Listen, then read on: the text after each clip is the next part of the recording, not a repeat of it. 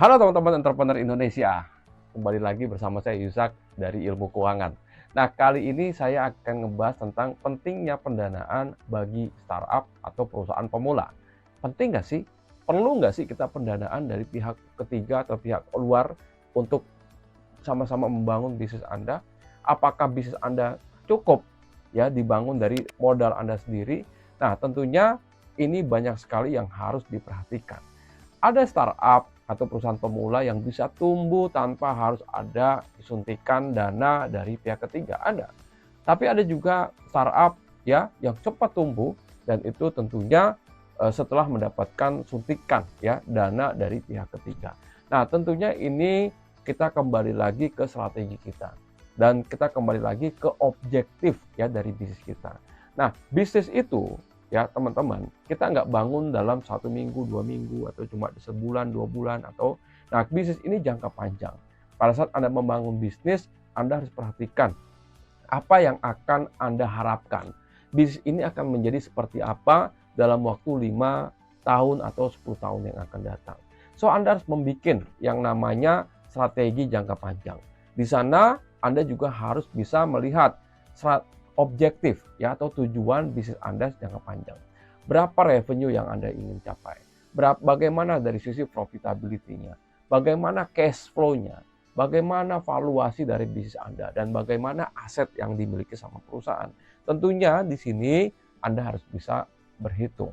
Saya kasih contoh misalkan, ada seorang yang baru resign dari kantor lalu dia ingin membuka bisnis kecil-kecilan di rumahnya. Misalkan dia mau jualan nasi goreng pakai gerobak misalkan ya. Nah, lalu dia bongkar tabungannya gitu ya. Lalu dia gunakan uangnya untuk bikin gerobak.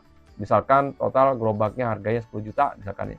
Lalu setelah gerobaknya jadi dia beli bahan baku gitu ya. Lalu dia mulai jual, dia lakukan promosi gitu kan. Sampai di akhir bulan ya bisnis nasi gorengnya menghasilkan keuntungan. Let's say misalkan tadi modalnya 10 juta gitu ya. Lalu itu diambil dari tabungannya berarti 100% bentuknya equity. Nah, lalu menghasilkan keuntungan 3 juta misalkan. Nah, lalu terus dia jualan, terus dia jualan, terus dia jualan sampai akhirnya keuntungannya itu ya, itu mencapai di angka 20 juta misalkan. Nah, setelah ditabung dan selama ini orang ini atau pengusaha ini tidak mengambil keuntungannya. Dia tahan terus, dia putar. Lalu 20 juta keuntungan ini dia gunakan lagi untuk membangun cabang.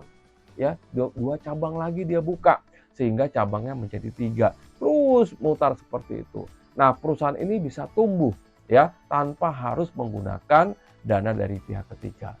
Tapi tentunya kalau misalkan Anda punya objektif untuk bisa membangun bisnis nasi goreng tadi 100 cabang dalam waktu 1 tahun. Nah, ketika Anda hitung, tentunya Anda akan kesulitan, teman-teman, untuk bisa hanya mengandalkan laba ya atau laba ditahan dari bisnis Anda.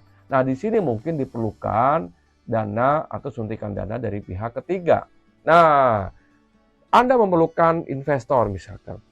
Ya, Anda berpikir bahwa wah, bisnis nasi goreng saya udah maju nih, customer-nya udah mulai banyak dan rasa-rasanya gitu ya, rasa-rasanya customer-nya suka nih sama produknya.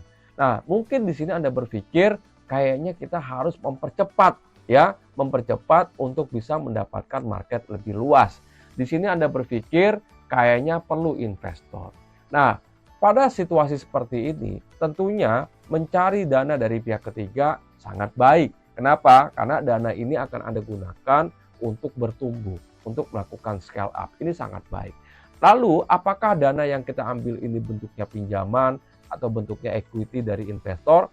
Kita akan bahas nanti di video yang lain ya teman-teman ya. Tapi intinya adalah mendapatkan pendanaan sebaiknya digunakan untuk Anda bertumbuh. Ketika bisnis Anda sudah mendapatkan traction yang cukup baik, repeat ordernya cukup bagus, ya, lalu penjualannya terus bertumbuh, Anda juga bisa menghasilkan profitability yang bagus, ya, lalu Anda ingin mempercepat, ya, Anda ingin mempercepat. Yang tadinya kalau hanya menggunakan laba ditahan untuk bisa membuat 100 cabang, Anda butuh waktu misalkan 10 tahun, dengan dana pihak ketiga, Anda bisa mempercepat waktunya menjadi mungkin cuma 2 tahun untuk membuka 100 outlet yang Anda inginkan. Nah, kira-kira itu ilustrasinya teman-teman ya. yang ingin saya sampaikan. Hal ini juga bisa berlaku ke bisnis-bisnis yang lain. Tapi poinnya adalah kapan sih Anda membutuhkan pendanaan dari pihak ketiga? Saran saya, ketika bisnis Anda udah mulai bagus, udah proven, udah valid, ya Anda membutuhkan untuk mempercepat pertumbuhan bisnis Anda. Itu mungkin teman-teman yang bisa saya sampaikan materi dengan tema pentingnya pendanaan untuk startup atau pengusaha pemula. Kita akan bahas hal-hal yang lebih rinci terkait pendanaan startup di video-video yang lain. Sampai bertemu, sukses selalu.